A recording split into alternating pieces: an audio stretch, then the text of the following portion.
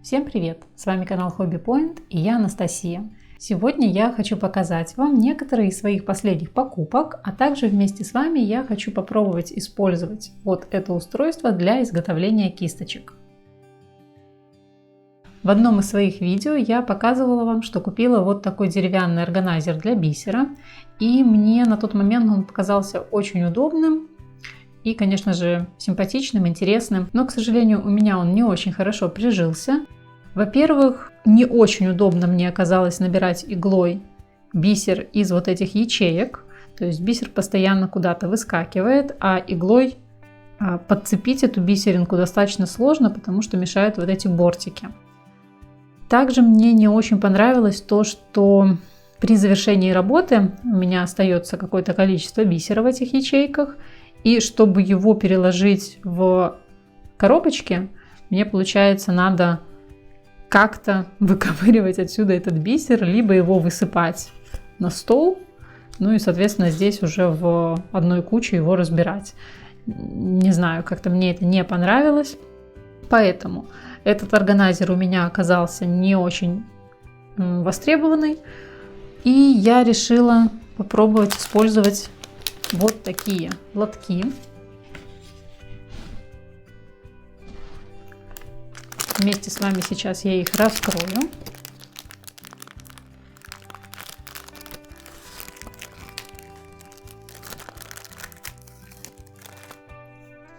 Это фирма Hobby Time. И внутри вот таких 3 лоточка. Мне не очень нравится, что они черного цвета. Я люблю что-нибудь повеселее. Но на тот момент, когда я покупала, был только черный цвет. Возможно, в будущем я увижу и другой цвет. И если мне понравится их использовать, то я приобрету и другого цвета их. На ощупь они достаточно приятные. Вот здесь у меня есть немного бисера. Сейчас попробую высыпать и попробую этот бисер набрать.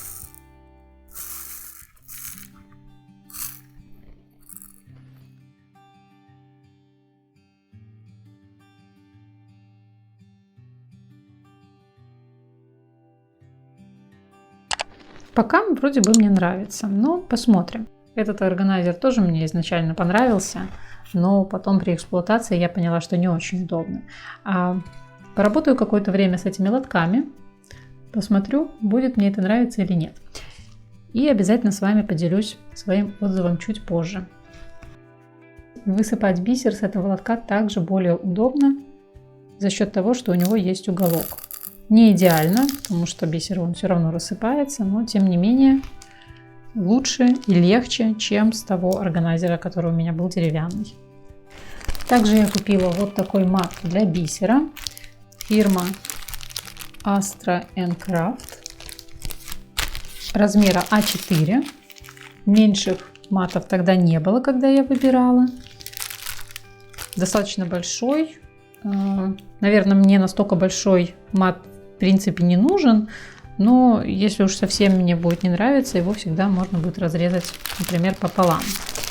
Давайте посмотрим.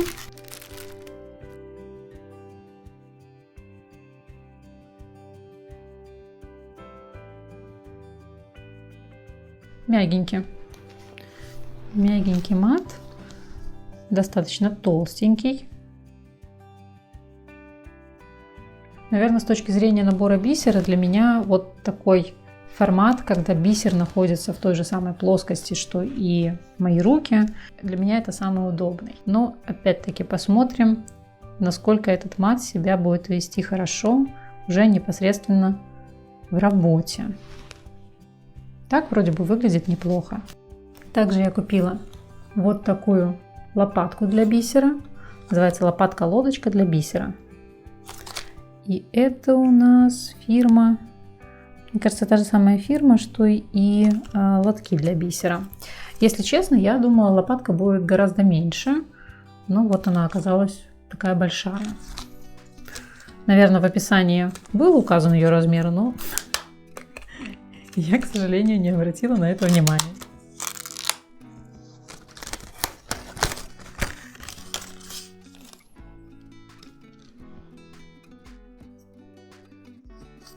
Здесь немножечко сколоты края. Наверное, вот так видно, видите? Здесь какой-то краешек уже потрепанный.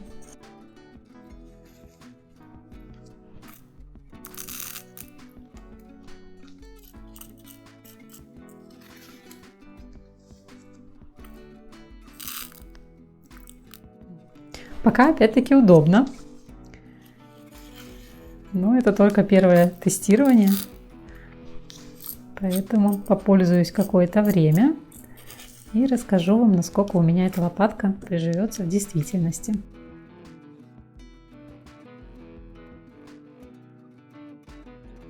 Теперь давайте перейдем к устройству для изготовления кисточек. Здесь можно сделать кисточку длиной 5 см, 7,5 и 10 см. Я попробую самой маленькой 5 см.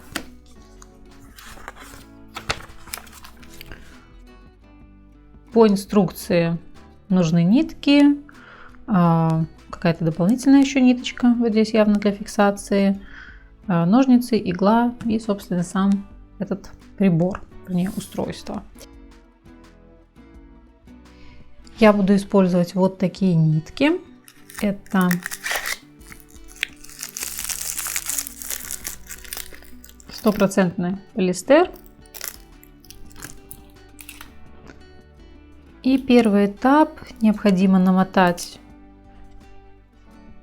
вот таким образом нить. И здесь какие-то есть значки. Давайте посмотрим, что это значит. Это снежинка и глаз.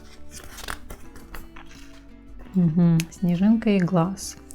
Количество рядов намотки, необходимое количество материала зависит от выбранной пряжи. Ага, понятно.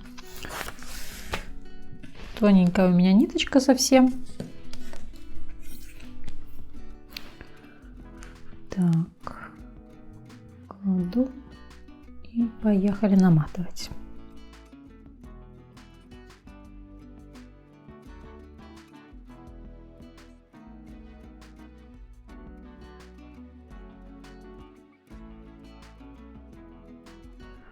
Ну, допустим, хватит. Так, теперь отрезаем. И иголкой надо пройти сверху.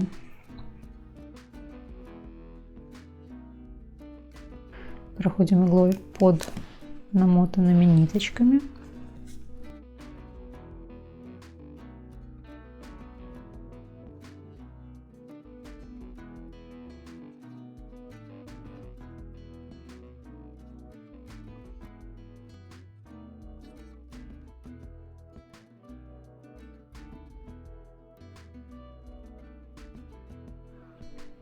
Не хочет подтягиваться наверх. Может, я прошла через какую-то нитку, хотя казалось, что легко игла прошла. Попробую еще раз.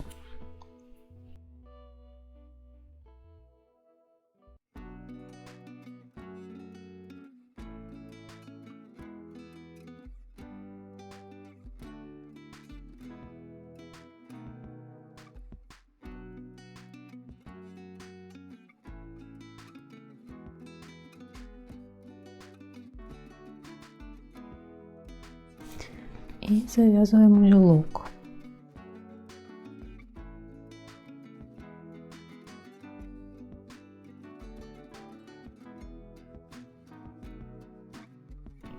Ну что я могу сказать? Узелок не так легко завязать, потому что нитки намотаны с натяжением, и они просто не собираются все вот здесь. По крайней мере, я не могу перетащить эту ниточку вот сюда выше. Так, ну, пробую пока так.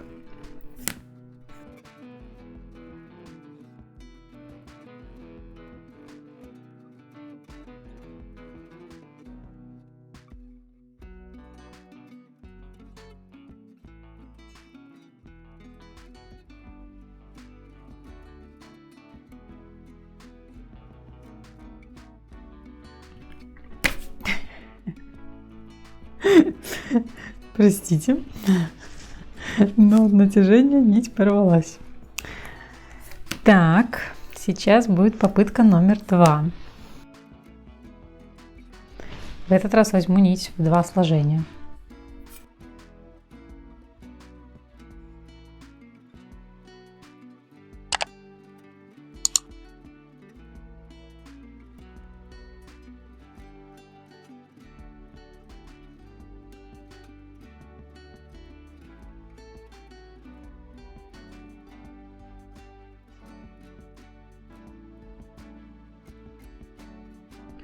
Хочу вам сказать, что совсем нелегко. Я думала, будет легче.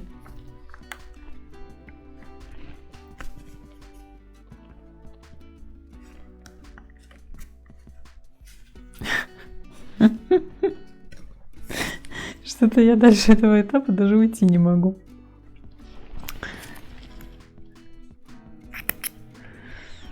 Так.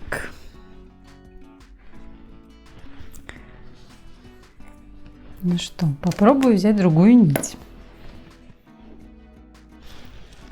Возьму вот такую нить, более или менее подходящую по цвету.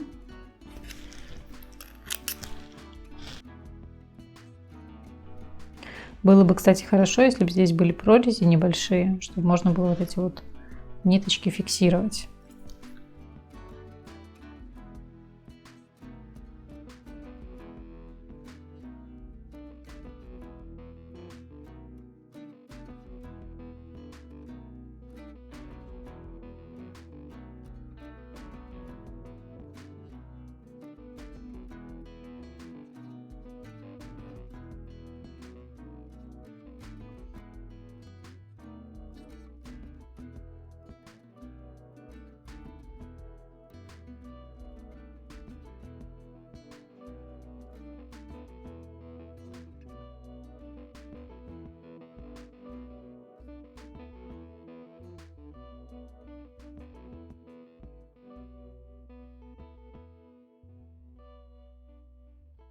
Предположим, что это мы сделали.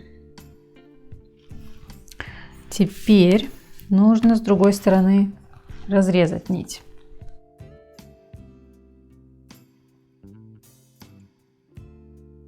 Сюрприз номер 2.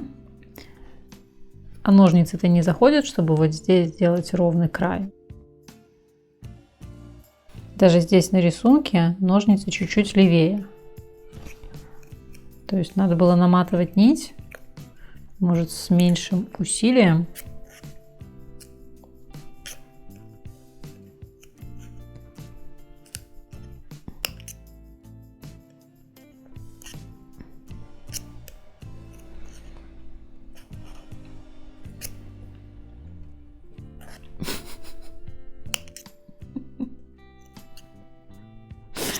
Мне уже смешно.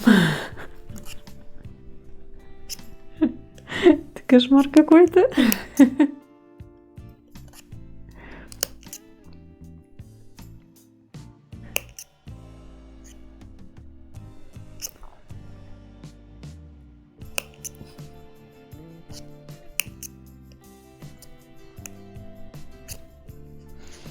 Я что ж боюсь представить, какой тут край будет. Как вы видите,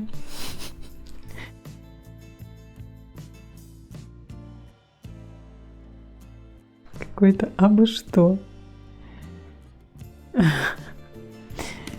Так, сейчас я попробую это все сделать еще раз, но намотать нить с меньшим усилием.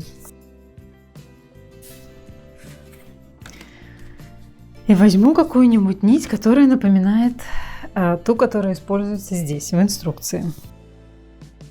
Возьму вот такую хлопковую нить. Постараюсь наматывать без натяжения.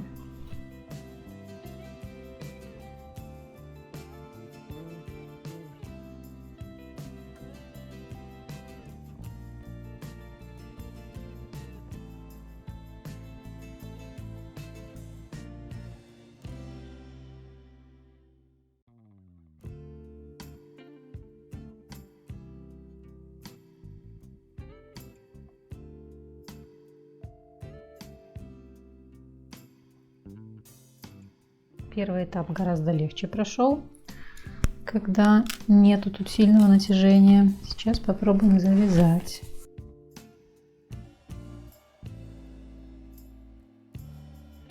Тоже гораздо легче, но все равно не настолько легко, насколько я себе это представляла.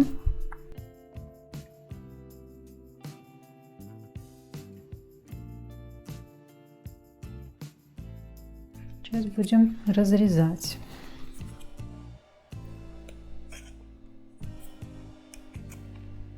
Все равно завести ножницы, чтобы они были посередине, не получается, потому что мешает вот эта штука.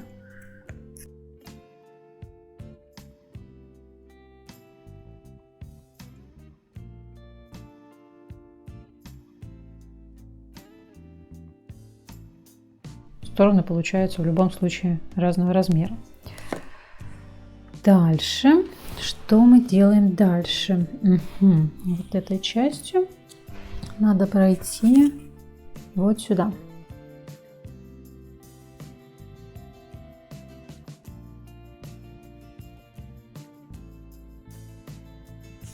Я здесь не посмотрела, тут еще показано, как завязывать узелок.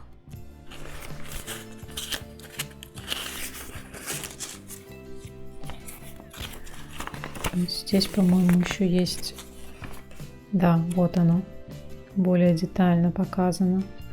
Может, в этом был секрет, чтобы оно получилось.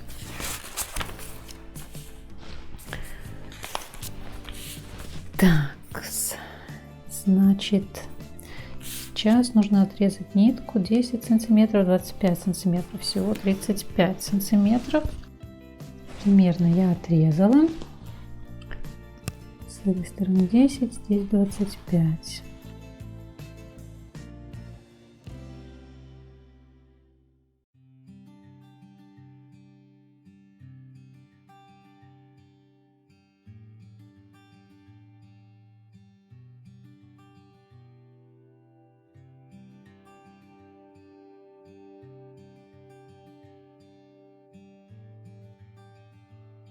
Я сейчас здесь попробую сделать такой узелок, как они предлагают.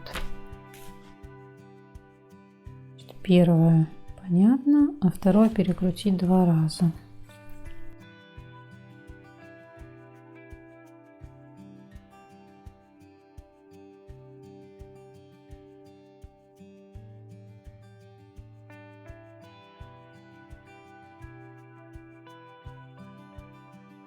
По мне так узелок, как узелок. А здесь вот какая-то ниточка выбилась.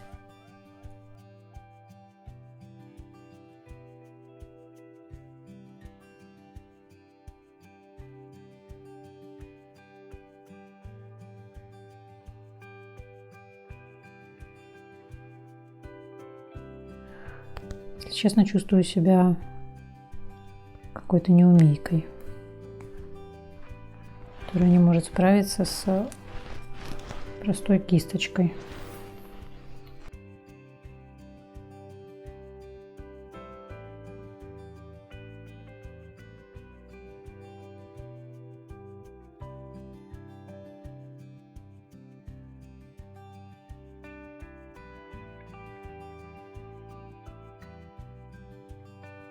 Что там они предлагают делать дальше?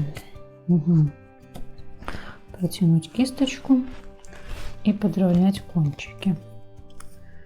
Сейчас попробуем. Ну, допустим, так. Хотя я уже заведомо вижу, что все равно они получатся разной длины. Потому что, смотрите, здесь они все не зафиксированы ровно. То есть их надо каким-то чудесным образом тянуть так, чтобы они получились одной длины. А я, если честно, не очень представляю, как это делать в этом устройстве. Вот тут сами себе какие-то ниточки. Попробую просто заново протащить.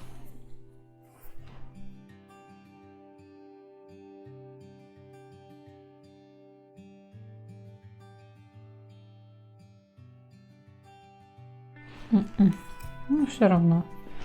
Вот тут какая-то часть согнута, какие-то ниточки ровно. Ну, давайте попробуем.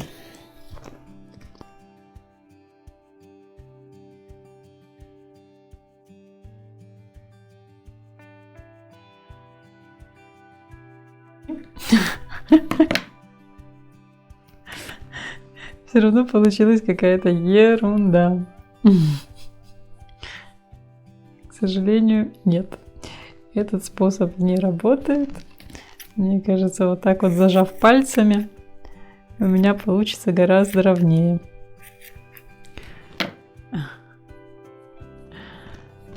Ну вот как-то так. Нет, ребята, волшебства не произошло. И, к сожалению, это устройство у меня не будет использоваться, потому что, во-первых, наматывая нить, мне неудобно, негде зажать кончики, нету никаких прорезей. Во-вторых, фиксируя нить вот здесь,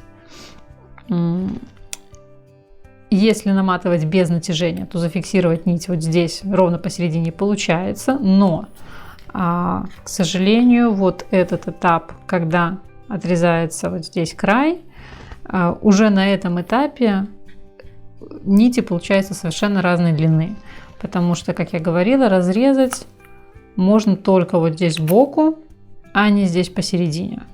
То есть нити, которые с этой стороны, они получаются уже порядком на 5 мм длиннее, чем нити, которые вот с этой стороны. Далее. Вот здесь показано, что нити фиксируются. На мой взгляд, фиксируются они здесь плохо. И за счет того, что они здесь все равно получаются все разной длины, край получается совершенно неровный. И его все равно нужно каким-то образом равнять. И, как я вам показывала, уже просто даже зажав вот так вот пальцами, у вас фиксация получится гораздо лучше, чем на этом устройстве. Поэтому, к сожалению, я даже не буду доделывать до конца. Это оказалось для меня, к сожалению, бесполезная штука. Есть гораздо более удобные способы сделать кисточку. Если вам интересно, напишите в комментариях, я вам покажу эти способы. Я не могу сказать, что они прям очень легкие. Я, наверное, именно поэтому это устройство купила, потому что я надеялась, что с ним будет легче. Но, тем не менее, те способы, которыми я пользовалась ранее, они были более действенные по сравнению с этим устройством. Ну что ж, я надеюсь, это видео было для вас полезно. Те, кто хотел купить это устройство, извините, я, наверное, вас разочаровала, но я надеюсь, что я предостерегла вас от ненужной покупки. Если же у кого-то есть такое устройство и вы им успешно пользуетесь, напишите, пожалуйста, в комментариях, расскажите, что я делаю не так, почему у меня ничего не получилось. Всем большое спасибо за просмотр. Пока-пока!